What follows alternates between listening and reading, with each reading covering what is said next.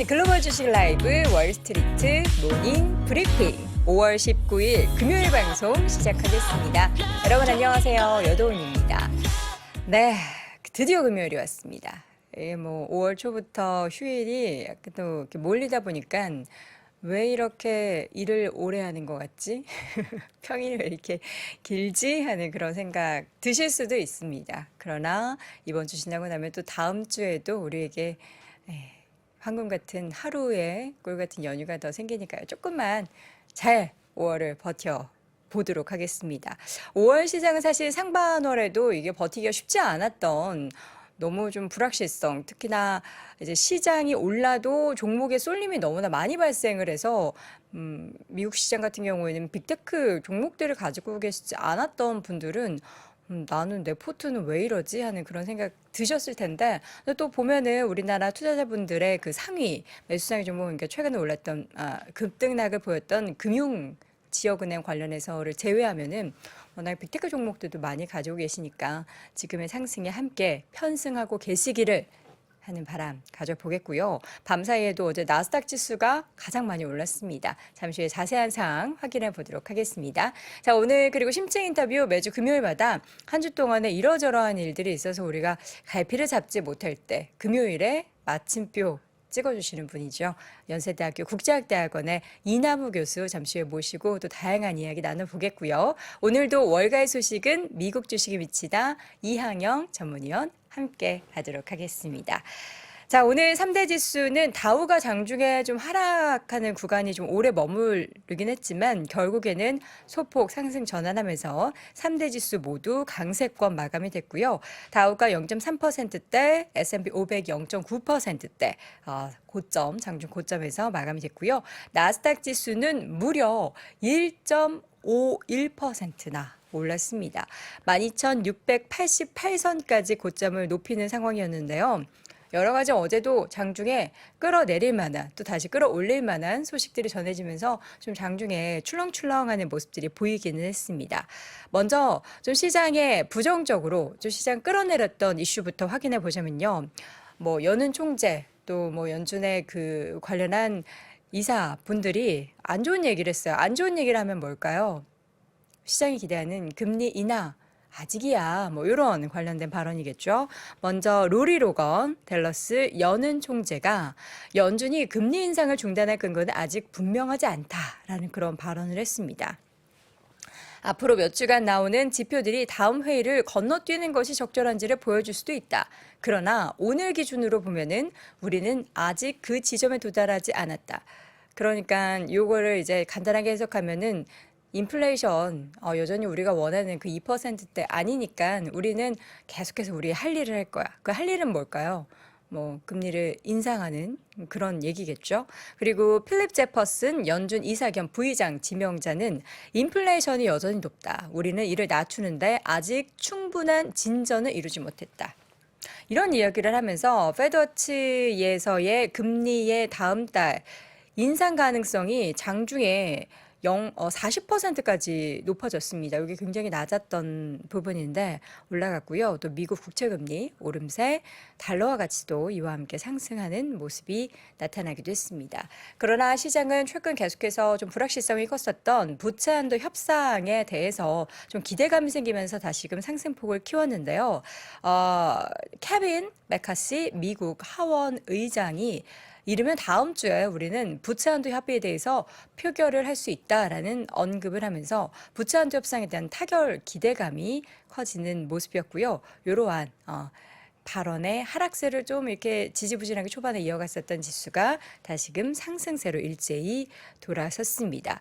모두가 열심히 일하고 있다고 해요. 열심히 일하고 있다라는 게 그냥 이제 서로 간의 이견을 좁히는데 그 관련한 일을 하고 있는 거라고 믿고 있겠습니다. 경제지표 발표된 부분이 좀 부진하게 나타나는데요. 4월의 기존주택 판매는 전월비 3.4% 줄어든 428만 채를 기록해서 두 달 연속 감소를 기록을 했고요. 그리고 4월 경기선행지수는 전월보다 또 0.6% 하락하면서 107.5를 기록해서 13개월 연속 하락세를 보였습니다. 자, 실업수당 청구 건수 매주 목요일에 발표가 되고 있는데요. 부정수급에 따른 노이즈가 있어서 지금 청구 건수가 크게 줄긴 했는데 노동시장의 건전성을 판단하기에는 어렵다. 지금 매주 이거 나오는 이 지표가 좀 노이즈가 있다라는 얘기가 또 나왔습니다. 한 주간 실업보험 청구한 사람들은 24만 2천 명으로 집계가 됐고요. 전주보다 좀 줄어들었습니다. 2만 2천 명. 줄었다라는 것은 실업을 했다가 다시 직업을 구한 사람들이 조금 더 늘어났다라는 거고요. 이는 또 예상치였던 25만 명을 크게 밑돌았습니다. 자, 이 가운데 기업들의 실적 발표 요즘에 유통 관련해서 좀 걱정을 했는데 뭐 하루짜리 걱정이었나 싶을 정도로 홈디포 충격에서 벗어난 어제도 그렇고 오늘도 그렇고 긍정적인 얘기들이 들려오고 있습니다. 일단 월마트 같은 경우에는 맵을 보면서 볼까요?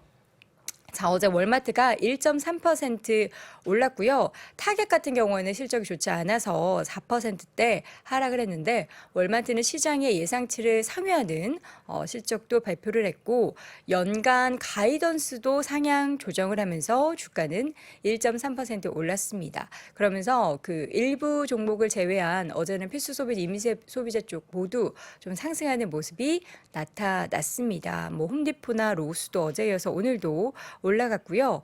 또 나이키, 스타벅스 이런 관련된 종목들도 함께 1% 넘는 상승을 보이는 모습이었습니다. 어제 부킹홀딩스 여행 관련한 예약 사이트도 많이 올랐네요. 3%대. 요즘 여행 수요에 대해서 이야기들이 참 많이 나면서 이 관련된 종목들의 주가의 우상향이 굉장히 많이 가파르게 나타났는데 최근에 부킹홀딩스도 이렇게 좀 가파른 상승세 보이고 있다는 점 여러분 함께 확인해 보시면 좋을 것 같고요. 또 빅테크 종목들 몇 보여주세요, 피디님. 여러분 엔비디아의 주가 보이십니까?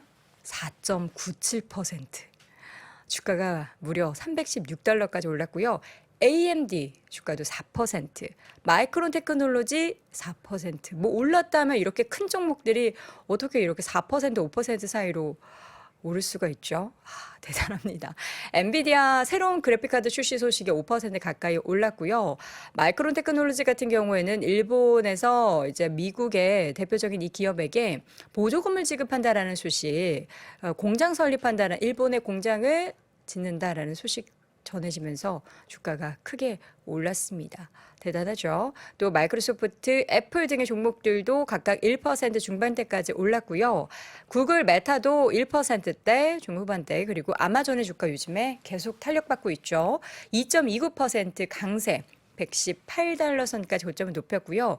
어제 테슬라도 좋았습니다. 1.74%대 강세를 보였습니다. 이렇게 빅테크주들이 잘 오르니까 주가 1.5% 나스닥 지수 오를 수밖에 없는 거죠. 반면 헬스케어 섹터들은 좀 쉬어가는 모습이었고요. 이 밖에 업종들은 좀 혼조를 보였습니다. 개별적인 종목 보자면 어제 이제 넷플릭스 같은 경우에도 급등을 했습니다. 지금 보이시죠? 맵에 보면 그 메타 바로 옆에 진한 녹색불을 켜면서 9.22% 371달러 선까지 가파르게 오른 걸 확인해 볼 수가 있는데요. 프론트 행사에서 광고를 허용하는 회사의 그 저가형 버전이 성과를 굉장히 많이 내고 있다. 제가 전해 들은 그 뉴스로는 500만 명이 이 저가형 버전을 구독하고 있다라는 소식이 전해졌습니다. 그리고 프록트앤갬블, 트위스트가 투자 의견을 매수해서 보유로 하향 조정하면서 주가는 1%대 조정 보였고요. 알리바바는 시장의 예상치를 하회하는 실적 발표 속에 주가가 5%대 하락하는 모습을 보였습니다. 그러나 뭐 개별적인 종목들보다 이런 빅테크 종목들이 정말 큰 이런 시총을 가진 종목들이 이렇게 많이 올랐다라는 거. 요즘에 우리나라에서도 삼성전자 어제 주가 오르면서 코스피가 상대적으로 좀 올랐는데요. 이러한 필라델피아 반도체 지수의 상승, 다른 반도체 주들의 강세가 또 국장에도 긍정적으로 영향을 미치기를 바라봅니다. 자, 이어지는 심층 인터뷰 여러분들이 궁금해하시는 내용에 대해서 요목조목 정리하고 결론을 내려볼 텐데요. 연세대학교 국제학대학원의 이남우 교수와 함께 다시 돌아오겠습니다. 네, 월스트리트 모닝 브리핑 함께하고 있는 시각 6시 42분 이제 막 지나고 있습니다. 연세대학교 국제학대학원 이남우 교수 바로 만나보도록 하겠습니다. 교수님 어서 오세요. 네, 안녕하세요. 네, 반갑습니다. 자, 오늘도 이제 한 주 동안의 여러 이슈를 쭉 우리 이남우 교수님의 뷰를 들으면은 뭔가 이제 주말에 편안합니다. 아, 요렇구나. 요렇게 생각하면 되는구나. 이렇게 생각이 드는데 오늘 네 가지 주제 크게 가지고 오셨죠? 네, 어제 뭐 우리 여 앵커님이 승인을 에디팅을 잘 네, 해주셔서 바로 네 좋다고. 가지를 예. 준비했고 첫 번째는 이제 그 미국 주가가 뭐 어제 그제 계속 좋았습니다. 네. 그래서 이제 정치권에서 미국 정부 부채 한도가 그 해법을 좀 찾는 게 아니냐. 그러니까 이게 우리 바이든이 일본으로 떠나니까 또 얘기가 잘 되는 것 같아요. 보니까. 그래서 이제 과거에 어떤 시나리오로 됐고, 제 생각을 좀 말씀을 드리고, 그 JP 모건의 그 CEO 회장인 제이미 다이먼이 일주일 전쯤 블룸버그랑 인터뷰했는데 이분이 이제 입을 열면 시장이 주목을 하죠. 근데 국내는 별로 안 알려진 게 그 지역은행 얘기가 이제 나왔는데 네. 그 앵커가 지역은행 질문을 했는데 제이미 다이먼드가 왜냐면 여기가 퍼스트 리퍼블릭을 인수했잖아요. 그래서 이제 재무제표랑 그 회사 상황을 꼼꼼히 봤는데 이제 그분 얘기가 내 생각에는 상당히 건전하다. 펀디멘탈의 문제는 없는데 시장에 불건전한 세력이 좀 있는 것 같다. 그래서 이제 주식시장뿐만 아니라 미국은 개인들이 파생상품을 많이 합니다. 옵션도 많이 하고 선물도 해서 여기에 주가 조작 가능성이 좀 있는 거 아니냐. 내가 무슨 확실한 그런 증거가 있는 건 아니지만 그래서 이분의 영향력을 생각하면 증권 감독 당국한테 조사를 뭐 좀 요청한 그런 식으로 얘기를 던졌고 특히 당분간은 지역은행 중심으로 공매도를 좀 중지를 해야 된다. 이제 그런 얘기를 했어요. 그 얘기를 좀 말씀드리고. 네. 그 다음에 이제 뭐 오늘 월마트 실적이 나왔죠. 생각보다 괜찮게 나왔지만 큰 트렌드는 지금 소비가 확실히 둔화되는 건 맞습니다. 근데 워런 버핏이 신용카드 회사 캐피털 원을 인수한 걸 보면 이분은 그렇게 소비가 좀 둔화가 돼도 심각한 위축이 되지는 않을 거라는 걸 어떻게 보면 얘기하거든요. 왜냐하면 이제 소비를 나타내는 게 신용카드 사용 그 금액인데 그런 면에 있어서는 우리가 또 너무 이렇게 극단적으로 비관적으로 볼 필요는 없다. 그다음에 마지막으로 우리 2월에 그 챗GPT 나오고 나서 구글이 바드를 데모하다가 실수를 해서 그때 한 3일 사이에 시가총액이 한 200조 원 날라갔습니다. 근데 제가 그때 그런 얘기를 했죠. 실리콘밸리를 깊숙이 들여다보면 최고의 인력을 갖고 있는 게 구글이고 네. AI의 실제 가장 그 지존이다. 그래서 너무 구글을 우리가 너무 무시하지 말자. 근데 그 당시에 구글 종말론도 있었어요. 근데 금년 들어서 주가를 보면 알파벳이 마이크로소프트가 더 많이 올랐습니다. 거의 40% 올랐어요. 특히 최근에 많이 올랐고 13F 그 대형 헤지펀드들 투자가들의 종목 보유를 보면 1분기에 국대급 헤지펀드들이 알파벳을 다 샀습니다. 집중 매수를 했어요. 그래서 그 얘기를 제가 이제 제 그 유튜브 영상에도 이거 오늘 찍는데 어제 자료를 만들었거든요. 거기서 좀 상세하게 얘기를 하겠지만 오늘은 이제 어디가 샀고 우리 아는 뭐 빌 액만에서부터 다니엘 로웹, 뭐 아팔루사 뭐 이런 데 다 샀습니다. 그래서 뭔가 지나고 나서 우리가 또 항상 알 수 있는 거지만 좀 너무 저평가됐던 게 아닌가. 그리고 그런 내용, 샀던 이유를 좀 한번 알아보는 게 좋을 것 같아요. 네. 재미있는 게 마이크로소프트는 큰 헤지 펀드가 아무 데도 안 샀습니다. 그게 또 약간 의외네요. 그렇죠. 예. 둘 중에서 고르면 이제 그 당시에 1분기에는 알파벳을 골랐던 거죠, 되게. 자, 그럼 하나씩 좀 열어보도록 하겠습니다. 부채 한도 관련해서 뭐 새벽에는 메카시 의원이 다음 주에는 우리가 표결할 수 있을 것 같다.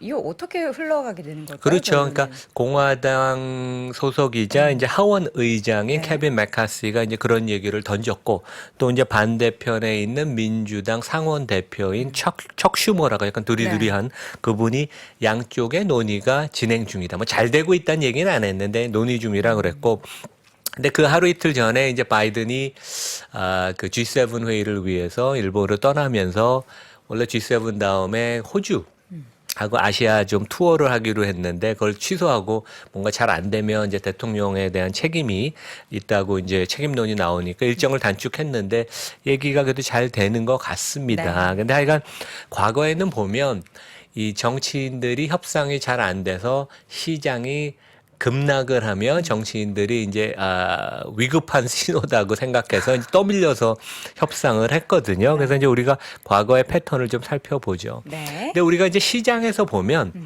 주식 시장은 오늘도 뭐 나스닥이 1.5% 오른 것처럼 이 부채 한도 협상을 리스크로 안 봐요. 주시장은 거의 개의치 않는 것 같고, 반면에 채권 시장은 여기 왼쪽 그림을 보시면 1개월 국채 금리가 급등했어요. 그러니까 채권 시장에서 특히 단기 쪽은 좀 걱정을 하고, 반면에 또 외환 시장은 달러가 계속 강세를 보이고 있습니다. 오른쪽에 보면 달러 지수가 계속 강세를 보이는데 이게 그런 것 같아요. 그러니까 미국에 문제가 생기면 미국의 문제보다는 더 펀드 플로우 측면에서 타격을 입는 게 이머징 마켓이니까 오히려 안정, 세이프 헤븐으로 미국 달러를 선호하는, 그러니까 우리가 이제 어떻게 보면 일반적인 상식과 거꾸로도 가는데, 그래서 이제 이런 것 같아요. 부채 협상이라는 건 리스크는 리스크지만 코로나나 이런 것 같이 우리가 예측이 불가능했던 리스크가 아니고 아는 리스크니까 어느 정도 관리 가능한 거 아니냐, 네. 이제 이런 상황이고, 실제 이제 과거에 보면 이건 파이낸셜 타임스에서 이제 만든 표인데, 네.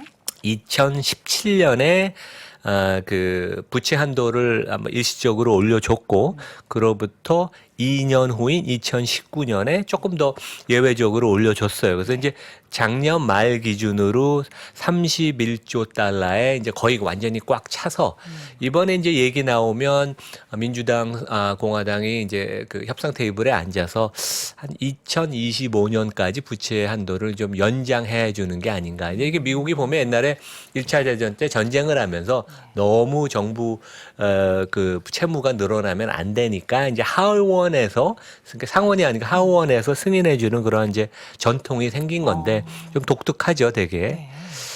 그래서 그 지금 이제 보면 이게 이제 그 정부 지출 중에 뭐 사회 안전보장 관련된 거 뭐 이런 것들 이제 빼고선 임의 지출, discretionary spending이라고 임의 지출인데, 여기는 국방비랑 이제 나머지 지출인데 이 부분이 꾸준히 증가해 왔어요. 여기 이제 그 파란 선을 보면 1993년부터 최근에 특히 이제 많이 늘어났는데, 그 공화당은 이제 작은 정부를 항상 그 지향하잖아요. 정부 개입을 최소화해서 시장 기능에 맡겨서, 그 공화당은 여기 하늘색 그림을 보시면 앞으로 10년 동안 급격하게 임의 지출을 내려라.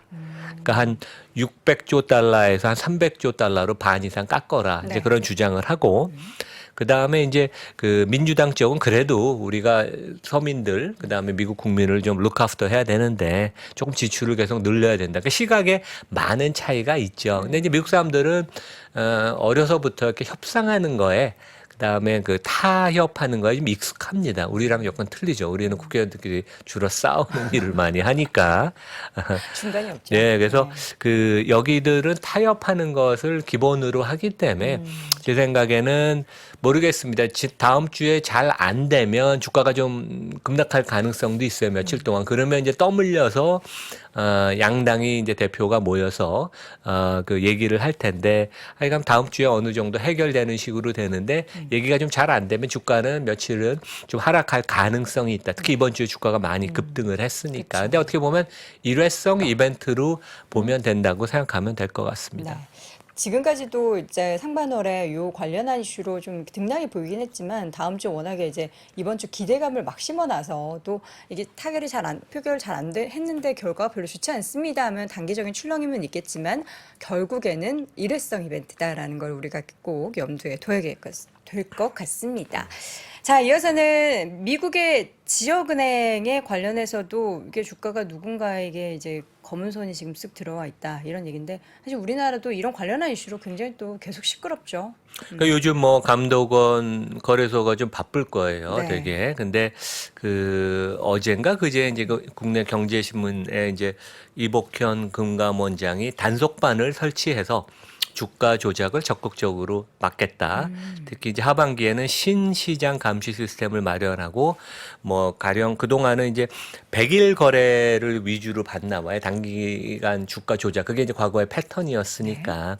그래서 이제 뭐 주식 리딩방 뭐 이런 유사 자문업체, 그러니까 나덕현 씨랑 그 일당이 했던 게 이제 주가 조작 아니에요. 진짜 나쁜 세력이었는데 이제 공무원들이 이런 거는 할 것 같아요. 너무 권위적으로 책상에 앉아 있지 않고 시장에 나가서 사람들 얘기를 많이 들으면 CFD 8개 종목도 어느 정도 미리 알 수 있지 않았나 이제 그런 생각이 드는데 제가 뭐 국내 얘기하려는 것보다는 이제 미국 얘기를 하고 싶어서 우리 월가의 황제인 그 제이미 다이먼드 CEO, JP 모건 CEO가 블룸버그 인터뷰를 하면서 그 이런 얘기를 했어요. 뭐 다양한 얘기를 하다가 미국 지역 은행을 이제 당시 JP 모건 은행이 First Republic을 인수했는데 과연 지역 은행이 얼마만큼 리스크가 있냐.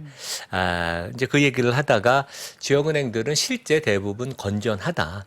우리가 이제 꼼꼼히 왜냐 인수를 하려고 많이 들여다봤잖아요. 밤새우면서 보통 딜할 때는 들어가서 들여다보는데 펀디멘탈은 괜찮다. 하지만 증권 시장에서 그 주식 시장뿐만 아니라 옵션 선물 시장. 미국은 특히 젊은 사람들은 옵션을 개별 종목 옵션을 되게 많이 합니다. 여기에 주가 조작 같은 게 있는 것 같은 느낌을 나는 받는다. 뭐 확실한 그 증거가 있는 건 아니지만 그런 얘기를 하면서 일부 세력들이 미국에서도 이 지역은행과 관련돼서 이제 작전방, 리딩방 같은 데에서 종목 얘기를 악재를 띄우고 그것을 공매도하거나 아니면 이제 뭐 옵션 같은 거 풋옵션을 하면서 이런 식으로 주가를 좀 인위적으로 끌어내리는 그런 인상을 자기는 받아서 이것을 정부가 좀 들여다볼 필요가 있고 그다음에 일시적으로나마 지역은행들 펀디멘털이 괜찮은데 이러한 그 인위적인 수급 작전 세력에 의해서 주가가 빠지고 심지어 그 경영 위기에 봉착하는 것을 우리가 막아야 되는 게 아닌가 이제 그런 얘기를 했습니다. 저는 요게 제일 들어왔는데 요거는 이제 1시간 정도 넘는 인터뷰였는데 그렇게 많이는 알려지지는 않은 것 같아요. 예. 우리나라 투자자분들도 그 지역은행 최근에 몇몇 종목에 대해서 엄청나게 투자를 하셨잖아요. 그 급락해서 급반등을 노리면서. 실리콘밸리 뱅크도 들어갔고 퍼스트 리퍼블릭도 들어갔고 근데 이제 제가 전에도 말씀했지만 실제 자본 잠식이었을 가능성이 있어서 그러면 이제 주식 가치는 제로가 되죠. 채권자만 일부 조금 건질 수 있고. 예. 네, 좀 주의가 필요한 그런 기업들이기 때문에 여러분들도 요 관련한 부분을 잘 챙겨 보시면 좋을 것 같습니다. 자, 소비 관련해서 최근에 이제 실적 발표 막바지에 뭐 홈디포를 비롯해서 오늘 월마트 이런 실적에 대한 얘기들이 나오는데 결국에는 이제 소비의 종류도 많이 좀 바뀌었고요. 둔화 시그널은 계속해서 좀 나오고 있는 것 같아요. 그래요. 그러니까 뭐 이번 주에 보면 홈디포는 뭐 그게 이제 내구재 정원 제품 뭐 집안 그러니까 이제 do it yourself 미국 같은 데서 이제 제품이니까 뭐 생각한 것처럼 조금 이제 저조한 실적이 나왔고 네. 타겟도 좀 그랬죠. 근데 이제 어제 이제 목요일 날 미국에서 월마트는 뭐 미국에서 월마트 없이 가령 아마존 없이 미국 사람이 살 수 없습니다. 우리 한국에서 점점 쿠팡 없이 살 수 없는 것처럼. 네. 근데 월마트 시가총액이 한 500조 원이 넘죠. 뭐 대단한 회사입니다. 근데 뭐 실적이나 가이던스도 생각보다 괜찮았고 어느 정도 예상했던 거예요. 그래서 주가가 한 1%밖에 안 올랐죠. 그래서 그다음에 이제 보통 이러한 소매 업체를 우리가 얘기할 때 동일 점포 매출 증가율. 그러니까 그 점포가 실제 영업을 한 지 1년이 지난 그러니까 최근에 이제 오픈한 그 점포 빼고 동일 점포 매출 증가율이 7.4% 증가했어요. 그래서 이제 그 방문객들이 3% 증가했고 그다음에 이제 제품 가격이 인플레이션이니까 꾸준히 오르자 4% 늘어서 동일 점포 매출 증가율이 7%였고 특히 그로서리가 좀 좋았다. 의류나 전자제품. 여기는 이제 뭐 내구재들은 계속 안 좋고 그로서리가 좋고 그다음에 이제 PB 제품들이 좀 저렴하니까 이제 많이 그 사람들이 찾는다. 근데 이제 우리가 또 이렇게 생각해 볼 것 같아요. 그러니까 일론 머스크도 실제 이제 그 주총에서 향후 12개월은 상당히 진짜 어려울 것이다. 미국 경제, 전 세계 경제가 어려울 것이다. 그런 얘기를 했잖아요. 근데 반면에 그 13F 그러니까 미국은 대형 투자가들이 제가 다음 좀 이따 말씀을 드리겠지만 이제 큰 헤지 펀드나 대형 펀드들 그러니까 이제 뭐 버크셔 해더웨이 여기 포함이 되니까 자기 보유 종목의 변화를 발표하게 돼 있잖아요. 그래서 이제 워런 버핏이 이번에 1분기에 뭘 샀냐 그래갖고 약간 놀랬던 게 캐피털 원이라는 시가총액 한 40조 원쯤 되는 금융기관인데 여기 이제 신용카드를 제일 많이 하는데요. 미국에서 비자 비자 마스터카드 발행 카드 수 기준으로 3등입니다. 네. 그만큼 큰 데인데 여기에 지분을 2.5%, 한 1조 3천억을 인수를 했는데 지금 이 경기 사이클에서 워런 버핏이 이것을 인수한 걸 보면 물론 당연히 경기가 위축이 되고 둔화가 앞으로 뭐 6개월, 12개월은 되겠지만 심각한 국면으로는 가지 않는 것이 아닌가. 그러니까 좀 그런 식으로 또 우리가 생각해 볼 수도 있는 것 같아요. 왜냐하면 워런 버핏이 금융을 좋아해서 뱅크 오브 아메리카, 시티, 비자, 마스터 다 들고 있는데 굳이 지금 이것을 사야 될 필요는 없는데 앞으로 경기가 급격하게 안 좋아진다면. 근데 이번 1분기에 집중적으로 매수를 한 거 보면 버핏은 나름대로 웬만큼 어느 정도 침체, 그러니까 경기 둔화가 거치고 나서 내년에는 회복되는 게 아닌가 이제 그런 생각을 하는 것 같습니다. 네. 자, 이어서는 국대급 헤지 펀드의 구글, 알파벳의 대량 매수. 사실 그 AI 바드 그 관련해서 제가 이제 지인 아는 동생 중에 요 AI 쪽을 지금 공부하는 대학원생이 있어요. 그래서 물어봤어요. 구글 AI가 더 좋냐, 마이크로소프트가 더 좋냐, 뭐 얘기하는데 그 친구가 딱 그 얘기를 하더라고요. 알파벳은 굉장히 이 분야를 뭔가 이제 산업 분야로서 계속해서 쭉 연구를 해왔는데 마이크로소프트는 그게 어떻게 보면은 이제 그냥 매출을 올리기 위한 방법 중에 그냥 하나로 지금 사용을 하고 있다. 그렇게 보면은 이 깊이의 차이나 앞으로의 방향성이 조금 보일 거다. 이런 얘기를 좀 하는데 어떻게 좀 의미 있는 얘기인가요? 그 저는 네. 100% 공감해요. 그래서 마이크로소프트가 지금 CEO가 사티아 나달레가 워낙 뛰어나요. 전략도 뛰어나고 시장과 교감도 잘하고 그래서 전략적으로 AI를 이제 막 푸시하는 거고 구글은 그냥 AI가 원래 잘하던 데고 네. 최고의 인력을 다 많이 뽑아와서 전에도 제가 한번 얘기했지만 지난 5년 동안 구글이 채용한 인력, 네. 그다음에 설비 투자 R&D 한 걸 보면 최소한 20, 30%는 전체 지출 내지 신규 고용의 20, 30%는 AI, 머신러닝 관련으로 해서 뭐 이게 항공모함 같은데요. 그래서 이렇게 빨리 뭘 바꿀 수 없고 너무 좋고 돈을 많이 벌기 때문에 좀 긴장감, 이런 절실함이 좀 없지만 최근에 조금 약간 그 바짝 좀 정신을 좀 차리는 것 같습니다. 네. 그래서 그 2월에 여기가 고생을 했죠. 그때 바드 시연한 거가 문제가 생겨서. 근데 저는 구글을 우리 무시하지 말자고 그때 그때 그랬잖아요. 그래서 말씀하셨죠. 1분기 때 주가가 좀 많이 위축을 보였는데 우리가 뚜껑을 열고 보니까 국대급 헤지펀드들이 모두 다 거의 다 합치면 한 10조 원 정도의 그 알파벳 주식을 샀습니다. 그래서 이제 알파벳은 주식이 세 종류가 있어요. 클래스 A, 이게 GOOGL. 이게 보통 우리가 얘기하는 이제 의결권도 하나 있는 일반 보통주고, 네. 클래스 B는 거래는 안 돼요. 왜냐하면 그 창업한 대주주 레리 페이지랑 서기 브린이 대부분 갖고 있고 여기는 의결권이 10배입니다. 그래서 이거는 우리랑 상관이 없고, 클래스 C, GOOG, 요것은 의결권이 없는 보통주예요. 근데 이제 GOGL하고 GOG가 주가 같이 움직입니다. 네. 그리고 두 개가 하루 거래 금액이 한 4, 5조쯤 돼서 이게 두 개 합치면 10조 원 정도 거래가 돼서 우리 투자가 입장에서 뭐를 사나 상관은 없는데 이번에 이제 그 13F 미국에서 이제 큰 펀드들이 자기 포지션 변화를 그 보면 우리 뭐 친밀한 빌 에크만, 그러니까 뭐 가장 그 월가에서 핫한 헤지 펀드가 한 1조 5천억 정도 그 구글 주식을 샀고, 데니얼 로앱, 여기도 뭐 전설적인 헤지펀드인데 여기가 한 7천억 정도, 둘 다 신규 포지션입니다. 근데 둘 다 행동주의자예요. 근데 행동주의로 어프로치 하지는 않을 것 같아요. 왜냐하면 창업주 두 분이 의결권이 10배가 있기 때문에 밖에서 이렇게 그 문제를 지적해서 뭐 이사회에 신임 이사를 선임하거나 그렇게 쉽지는 않습니다. 그다음에 체이스 콜맨이라고 요즘은 조금 좀 시들한데 타이거 글로벌 창업자, 바오포스트라고 같이 투자를 하는 헤지펀드. 이거 한국에 내 투자를 되게 많이 했던 데입니다. 스티브 코엔, 여기서 뭐 세계에서 가장 성공한 헤지펀드 매니저, 데이비드 테퍼라고 아팔루사라고 여기도 뭐 전설적인데. 근데 여기 한 6군데는 종목을 고르는 데고 여기가 알파벳 구글을 샀으면 우리가 진짜 주목을 해야 되는 거고, 레이 달리오, 브리지워터 여기는 종목을 별로 안 삽니다. 그냥 시장이나 어떤 전략을 이제 글로벌 매크로에서 구사할 때 하는 거니까. 근데 하여간 여기도 알파벳 주식을 샀고 드러켄밀러도 사서 그 진짜 우리가 아는 거물들이 거의 다 1분기에 집중적으로 GOGL과 GOG를 매수를 했고 유일하게 거꾸로 매도를 한 분이 조지 소로스고 네.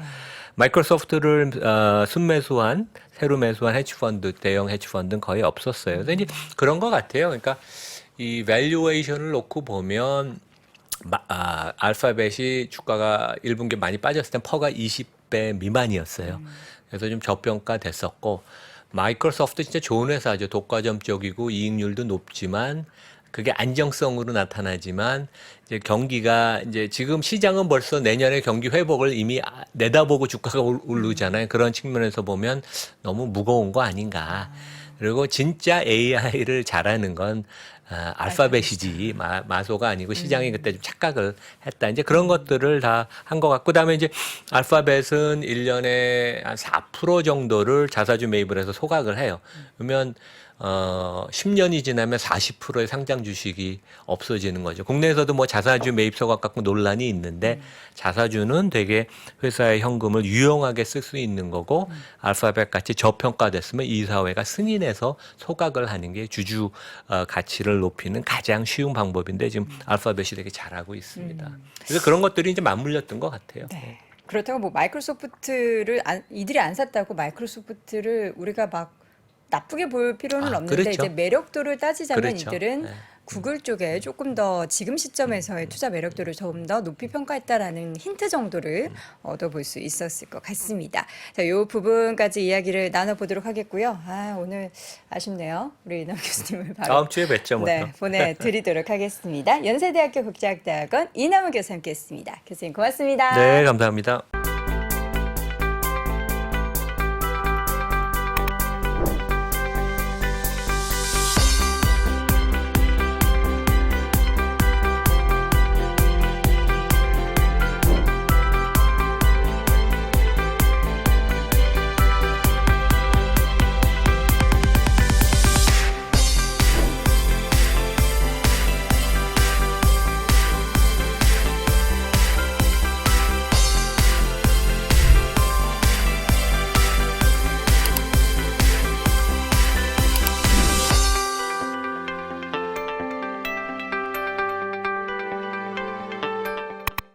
네, 월스트리트 모닝 브리핑과 함께 하고 있습니다. 제가 앞서서 이제 월마트 실적 언급하면서 저희가 웹을 통해서 타겟 주가가 상대적으로 4% 하락했다라고 하는데요. 실적 부분에 있어서는 문제가 없었습니다. 실적이나 가이던스, 실적은 예상치 못들었고 가이던스도 계속해서 긍정적이었는데 보니까 도둑들이 그렇게 많다고 해요. 물건 훔쳐가는 사람들이 많은데 금액을 공개하자 거기에 대해서 굉장히 우려감이 있었다. 그리고 주가가 그래서 4% 하락했다라는 정도 다시 한번 체크해 드립니다. 자, 이어서는 월가의 소식 미국 주식에 미치다 이항영 전문위원 함께하도록 하겠습니다. 위원님 어서 오세요. 네, 안녕하세요. 이항입니다. 옷차림이 점점 가벼워지고 있죠. 아침에 네. 이제 덜 추워요? 별로 춥지 않죠? 그런데 아직 새벽에는 좀 약간 쌀쌀하죠. 쌀쌀? 예, 네. 예. 택시 잡으러 나오는데 약간 쌀쌀하죠. 네. 네. 우리 또 위원님이 나오는 시각의 날씨는 우리가 겪는 아침과는 사뭇 다르니까요. 좀 이따 퇴근해야죠 이제. 네, 또. 감기 걸리지 않도록 조심하시기 바랍니다. 어제 네. 보니까 채팅창에 네. 중동에 계시는 그 시간대다. 중동의 그래요? 네. 시간대와 비슷하다. 예. 예, 내가 아랍에미리트에 있다. 한 번도 안 아니면 가봤는데 그때 그 뭐죠? 그 좋은 막 엄청 신기한 높은 두바이 이런 데? 두바이 이런 데 있다 생각하시면 네. 될 것 같네요. 네. 자, 오늘은 어떤 이야기부터 좀 풀어볼까요?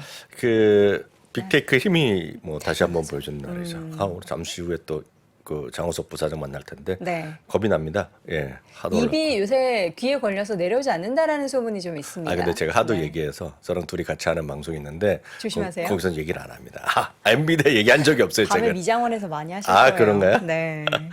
제가 자. 눌러드려야죠. 네. 네. 정말? 엔비디아의 거침없는 행진. 어저께 300달러 회복했고 오늘 또 316, 17까지 맞아요. 막 가더라고요.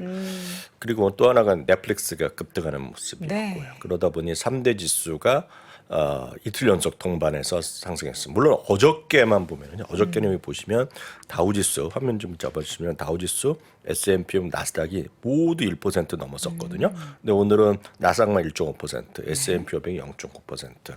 다우는 0.3% 올라갔고요. 여튼 이틀 연속 동반 상승하는 모습입니다.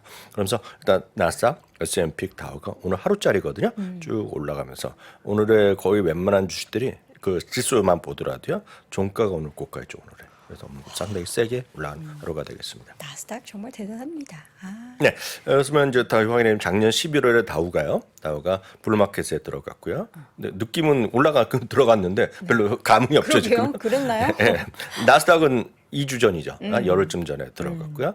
나스닥 100은 이제 먼저 들어갔고요. 네. S&P 500은 4,260 정도 될 겁니다. 근데 4,100이 힘들었던 선인데 네. 가뿐하게 이틀 만에 넘어서는 4,100은 쉽지 않았어요. 특히 4,200이 될지 뭐 올라갈지 모르겠지만 한 번도 성공한 적이 없어요. 4,200 제대로 올라간 적이요. 또 좀 그런 기대감은 분명히 있다라고 이해하시면 되겠고요. 네. 빅테크의 힘을 보여주는 것이 있다 이거죠. 앞선 코너에서 알파벳 얘기 많이 하셨던데 네. 뭐 알파벳이건 마이크로소프트건 저는 여전히 뭐 똑같습니다. 제일 처음에 미국 주식은 저한테 물어보시면 항상 똑같은 게 10년째, 7, 8년째 똑같이 얘기하는데 알파벳 그리고 마이크로소프트 그리고 비자라고 얘기하거든요. 저는 똑같습니다. 여튼 뭐 도토리 키재기고 누가 좋은지 뭐 어떻게 알겠습니까? 다 또 좋은 회사들이죠. 알파벳이 1.6%, 애플이 1.37%, 넷플릭스가 9%, 마이크로소프트가 1.4%, 엔비디아가 4.9%가 올라간 것이 오늘 빅테크의 힘을 전형적으로 보여준 그런 하루였다라고 이해하시면 되겠습니다. 차트 엔비디아 와. 오늘 주봉을 갖고서 주봉 일본에 주봉을 보여줬는데 그러다 보니 이제 사상체육과 3, 4, 8이라고 그러나 뭐 하도 들어갔고 전 뭐 안 봤는데 사상 최고가 네, 주가가 정확히 아시는 마음은 적으세요. 장중체고가. $348였나요? 네, 장중체고가 하시면 부사장한테 몇 번 들었던 것 같은데. 2021년 연말이었죠 그때가. 네. 하여튼 2021년 연말인지 하여튼 그때는 11월인가 그때가 아마 최고가였을 겁니다. 그 맞아요. 나스닥이요. 여튼요. 그래서 316.78달러 오늘 마감되는 모습이었습니다. 엔비디아가 드디어 이제 벅시에스까지 눌렀으면서요. 아이고. 오늘자료 보면 7,500 몇십억 달러였을 텐데 이건 어저께 기준으로 보면 순서대입니다. 1위, 2위, 3위, 4위, 5위, 6위가 되겠고요. 이게 저희 책이 몇 년 판인가 2018년 판인가 그때 2019년 때 얘기했을 때 장우석 부사장이 이제 10위 안에 들어갈 수 있다 얘기. 그때가 다 말씀드렸다시피 짐 크레이머가 2개를 사면 된다. 그 군인들한테 얘기해줬던 거가 엔비디아랑 하나 디즈니였거든요. 그때 시점도 한 27위 정도 됐을 겁니다. 반반이네요. 디즈니와 엔비디아는 지금 그때 이후로 너무 다르지 않습니까 방향이? 두 개를 똑같이 했으면 돈 벌었죠. 많이 벌었죠, 그래도. 그렇죠. 두 종목 담았어도 어쨌든 엔비디아의 주가가 많이 네. 올랐으니까요. 근데 그건 그렇고요. 그때 20한 5, 6위였어요. 근데 그때가 제가 귀에 못이 박히도록 장우석 부사장이 했던 얘기가 이건 칭찬해 줄 수밖에 없어요. 10위 안에 들어갈 거라 했어요. 앞으로 10년 후에. 10년 지나면 10위 안에 들어갈 거라고 빨리 생각했는데 들어가나요? 뭐 거침없죠. 지금 5위까지 올라가는데 네. 이거는 이제 넘기지 넘사벽이죠. 넘사벽인데 아마존이 많이 떨어지지 않을 것 같고요. 올라가면 이건 지금 차이가 많이 납니다 지금요. 근데 이게 25위, 32 수준에서 이거 10위 갈 때 되게 말도 안 되는 거였거든요. 그때 막 1,000억 달러 됐나 그랬을 겁니다 그때요. 네. 여튼 이 정도로 지금 올라가는 모습으로 되겠습니다. 다만 이거는 미국 내 순위고요. 글로벌 순위 보면 한 달에 한 개 내려갑니다. 왜냐하면 3위가 사우디 아람코거든요. 그래서 얘기했고요. 우리나라 삼성전자가 아마 25위 뭐 정도 될 겁니다. TSMC가 아시아에선 제일 많고 그리고 중국이 정도 있고 순서되니까 이거 참고적으로 한번 그냥 재미난 표니까 한번 보여드렸습니다. 큰 네. 의미가 있다보다는요. 어저께 혹시 다 보셨는지 모르겠어요. 제가 이제 강조드렸 이 화면에 저는 혼자 나온 줄 알았더니 뒤만 봐갖고 둘이 같이 했더라고요. 저분은 누구죠? 이분이 서비스나우 회장님 CEO죠. 되게 힙하시네요. 이분이 예전에 SAP에 계시던 분인데 여튼 이분도 뭐 어저께 자신감 뿜뿜 하는 얘기 했는데 결론을 보면 제가 조금 더 자세히 봤더니 기업 이제 내부 정보 기술 시스템 자동화를 담당하는 생성형 AI를 만들고 바로 이 부분이 앞으로 이제 하나가 아니라 AI 플랫폼을 한 개가 아니라 앞으로 수십 개를 계속 만들어내겠다 하는 거죠. 그리고 이분이 또 이 그 서비스나우를 엄청 칭찬합니다. 서비스나우가 지금 하여튼 모든 기업의 IT 업무에 대한 그런 걸 도와주는 기업이거든요. 이거가 소위 얘기해서 SaaS라고 많이 하시죠. 그 네. 클라우드에 관심 많으시잖아요. 그쵸. 예, 소프트웨어 SaaS. 애저 서스의 저 세일즈포스랑 더불어서 대표적인 기업 중에 하나죠. 물론 세일즈포스가 훨씬 큰 회사인데 네. 이 회사는 뭐 만만치 않죠. 이 회사도 전 세계 7,700여 개 고객사를 갖고 있는 거가 되겠고요. 어제도 확인드렸다시피 1964년 IBM 시스템 360 이후에 첫 번째의 컴퓨팅 재창조 과정. 이 얘기하면서 어저께 완전 자신감 뿜뿜 하는 소리 한 거죠. 어저께는 이제 겸손이란 거는 뭐 완전히 없는 분이지만 겸손은 워낙 이분은 없는 분이에요. 이분은 왜냐하면 이걸 비판하신 분들도 작년 내내 지금 안 좋았잖아요. 그때도 실제 발표할 때마다 자신감 뿜뿜했던 지금 어려웠지만 우리한테 뭐 장밋빛 미래가 있던 분이기 때문에 그렇지만 어저께는 약간 심할 정도였다라고 보셔야 되겠고요. 다만 이제 이 회사가 밸류에이션을 지금 설명할 수 있느냐 이거에 대해서는 논란이 많이 있는 거죠. 그래서 너무 한쪽에 몰리시면 같은 건 안 된다는 관점에서 약간 브레이크를 걸어드린 말을 하면 현재 실적 기준 PR이 173배입니다 지금요. 오늘 또 올라갔을 겁니다. 173배. 네, 그 NTM이 아니라 TTM이죠. 지금까지 과거 11개월부터 오늘까지 실적을 보면 173배입니다. 그럼 173배를 간 적이 없죠 이 회사가요. 이거 거의 최고 수준까지 가 있는 거라고 보셔야 되겠고요. 과거 평균 대비보다도 거의 2배 수준이 가 있는 겁니다 지금. 그 정도로 지금 엄청나게 지금 많이 비싸져 있는 건 사실 되겠고요. 12개월 예상 실적 기준은 보더라도 지금 오늘 보면 49배입니다. 49배. 50배가 오늘 넘었을 때인데요. 2021년 때는 한 60배 간 적도 있긴 있는데요. 이거 상당히 비싸다고 보고 있고요. 너무 올라갔을 텐데요. 물론 뭐 다 생각하기 나름이지만 이것도 50배라는 거 자체는 상당히 부담스러운 거 맞는 거죠. 그래서 늘 말씀 하나만 뭐 가고 이런 건 답이 없는 거가 되겠고요. 늘 말씀드리지만 한 발짝 물러서서 분산 투자 없으시면 뭐 한쪽 사시면 되는 거가 되겠고요. 너무 한쪽으로 몰려다니는 별로 좋지 않다는 말씀드리겠습니다. 그런데 여기 보면 이제 오늘 한 2군데 정도 얘기했잖아요. 다음 주에 실적 발표하는데요. 상당히 이제 그 소위 AI 골드러시에 대해서 긍정적으로 얘기하는 것이 더 그 가이던스 좋게 나올 거라는 얘기하는 사람들은 반면에 필립 린만이라는 분이 있습니다. 이분도 이제 방송에 많이 나오는 거죠. 블룸버그에서도 제가 많이 봤고 CNBC에도 많이 봤는데요. 10년 내 엔비디아가 5배 갈 수 있다는 얘기하는 거죠. 근데 이분은 이제 바이 사이드에 있는 사람이기 때문에 애널리스트 보통 셀 사이드에 있는 사람들의 말과는 약간 다르다라고 보셔야 돼요. 그래서 이분이 얘기하는 거는 예를 들어서 그 캐시우드가 테슬라가 뭐 앞으로 5배, 10배 오른다는 그런 얘기입니다. 사는 사람의 입장이기 때문에 우리가 일반적으로 생각하는 그런 목표 주가의 개념과는 다르다는 건 분명히 인지하셔야 되겠는데요. 이분의 얘기의 핵심은 뭐냐면 AI가 이제 막 시작됐을 뿐이다는 얘기죠. 이제 막. 그리고 물론 이제 어느 정도 거품을 낄 수 있죠. 그렇지만 이제 막 시작됐고 사람들이 이제 막 이해를 할까 말까. 그리고 그러다 보면 많은 사람도 몰려들 수 있다는 얘기를 하고 있고요. 그 부분에서 엔비디아가 지금 리드하는 건 분명하다 얘기하는 거죠. 그래서 그런 부분 얘기를 하고 있습니다. 그래서 그런 쪽도 있다라는 정도 보셔야 되겠고요. 다음은 서비스 나옵니다. 서비스하고는 이제 오늘 그 주가 좀 많이 올라갔어요. 이것도요. 이틀째 올라갔고 이것도 지금 엔비디아만큼 올라가고 있는데요. 전 세계 7,700개 고객사가 있습니다. 제가 그림의 빵집을 갖고 왔냐면 빵이 문제가 아니라 모든 분야에 다 포함된다는 겁니다. 모든 분야의 사업에 서비스 나우가 빵집도 마찬가지예요. 빵집도 빵을 만드는 것뿐만 아니라 재고 관리도 해야 되고 고객 관리도 해야 되고 직원 관리해야 되잖아요. 그러니까 회사에 쓰시는 모든 업무. 예를 들어 여도앵커도 조그만 회사를 하고 계시잖아요. 지금요. 개인 회사를 하고 계시잖아요. 이것도 혼자 할 수 있지만 아니 크지만 다 자동화해야 될 거 아닙니까 지금. 그쵸. 그런 거 모든 업무를 다 도와주는 거가 바로 이런 회사다. 서비스 나우다. 세일즈포스닷컴 이런 거라고 보셔야 되겠고요. 그걸 위해서 컨설팅 해주는 거가 엑센추어, 이팸 그런 회사라고 보셔야 되겠습니다. 어찌됐건 이게 대표적인 회사인데 7,700여 개의 고객사를 갖고 있는 거라 되겠습니다. 근데 월가의 시각은 뭐 완전 초긍정적이라고 보는 게 맞죠. 31명 중에 매수 그 보유 의견은 2명밖에 없고 나머지가 올 매수입니다. 특히 실적 발표하는 한 번 올렸는데요. 이거 특이하게 이런 건 별로 없는데 엔비디아 이거 합의가 완전 최종 발표된 이후에 또 올려놨어요. 목표 주가를. 이건 흔치 않은 겁니다. 그만큼 대단한 어떤 발표였다라고 인지하는 거죠. 이런 게 거의 없거든요. 근데 이런 것들이 좀 특이해서 오늘 소개해드렸습니다. 제가 지금 우리나라 그 세이브로를 통해서 종목별 내역이 나오잖아요. 네. 탑 50가 지금 종목별로 1개월 그리고 최근 3개월을 봤더니 엔비디아를 많이 매수하셨네요. 7, 8위. 그러니까 뭐 그 위에는 뭐 3배짜리 막 ETF들이 많아서 1위는 뭐 단연코 테슬라고요. 그 바로 밑에 개별적인 종목으로 따지자면 2위입니다. 네. 개별 종목으로 많이 산 종목. 수익 잘 보고 계시라서. 그 와중에 거기 보면 그 ETF로 보면 물론 그 3배짜리 말고 네. 그 뭐 그런 거 S&P 말고 많이 올라가는 게 많이 산 게 JPI잖아요. JPI? 이게 뜨죠. JP 모건 뭐 프리미엄 인컴 ETF 뜰 것 같은데 그 화면에 제가 아시는 분 어디 많으실 것 볼까요? 같습니다. JEPI 아시는 분 한번 여기 한번 1번 적어보세요. 그 제가 알기엔 그 화면에 뜨는 거로 알고 있는데 8위 정도, 10위 정도의 올해 순매수에 많이 들어간 ETF가 JEPI가 들어갑니다. 그래서 그거는 이제 그 배당 관련해 갖고 월 배당을 주는 건데 주식을 사고 나머지 일정 수준은 콜옵션 매달아서 전세 가장 핫한 겁니다. 그래서 우리나라에서도 상당히 핫해서 아마 그런 걸 좋아하시는 분 많으실 것 같거든요. JP 모건 에쿼티 프리미엄 맞아요, 인컴. 그거요. 요거 지금 3개월 기준으로는 18위에 있습니다. 18이요.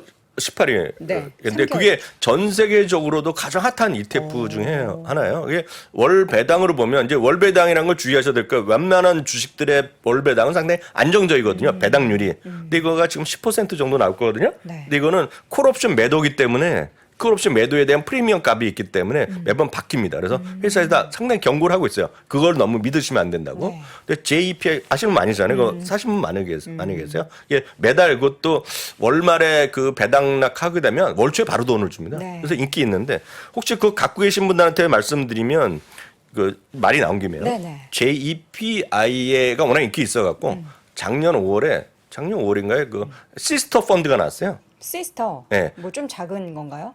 가격이? 그렇게 하면 안 되죠. 시스터라고 해서 하면 남녀 차별이 되잖아요. 그래서 자매입니다, 자매. 아니 뭐 어떻게 차이가 나요, 그러면? 그거는 JPI는 S&P 500의 모든 걸 했는데요. 그 JEPQ라고 있습니다. JEPQ. JEPQ는 나스닥을 갔습니다. 나스닥 종목으로 구성을 했어요. 거기다 똑같이 콜옵션 매도를 했기 때문에 그거가 지금 배당 수익이 더 높습니다. 네. 그리고 그거는 수익률도 상당히 높게 나와요. 그래서 그런 거 관심 있는 분은 JEPI 이거 사시면 많잖아요. 네. JEPI가 기본이고 작년에 한 거가 이제 규모는 적는데 JEPQ가 있습니다. 네. JEPQ 이게 QILD 같은 거예요. 아시면 많으시잖아요. 지금 제가 봤을 때는 요 ETF 잘 모르시는 분들, 오디오로만 들으시는 분들은 약간 멘탈이 살짝 흔드셔서 무슨 얘기를 하는 거지? 발음이 어려운데 정확히 얘기해 주세요.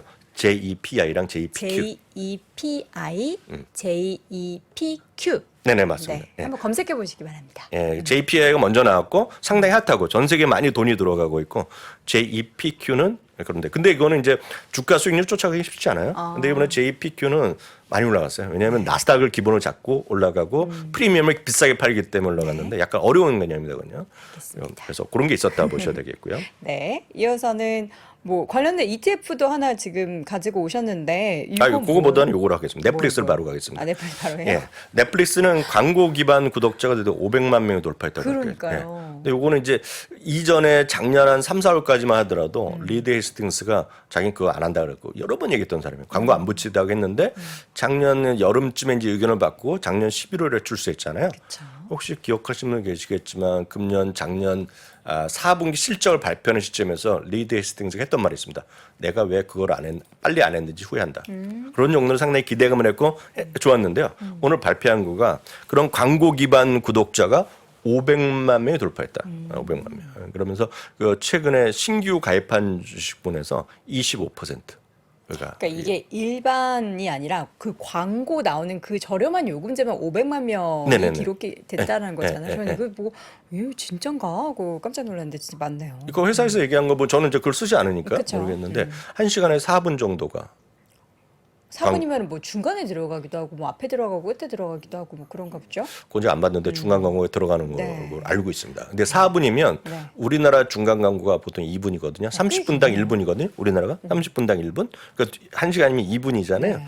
그러니까 이거 보면 1시간에 4분이니까 우리나라 광고 대비 2배인데 미국 광고 대비는 모르겠어요. 적은지 많은지. 하여튼 제가 알기엔 4분으로 제가 네. 알고 있는데 그렇게 보시면 좋을 것 같습니다. 주가가 9%나 네, 주가 9%나 급등하는 모습이었고요. 월마트 월마트는 제가 나름 정확하게 말씀드리겠습니다. 월마트는 오늘 그 1.3%로는 마감돼서 올라갔는데요.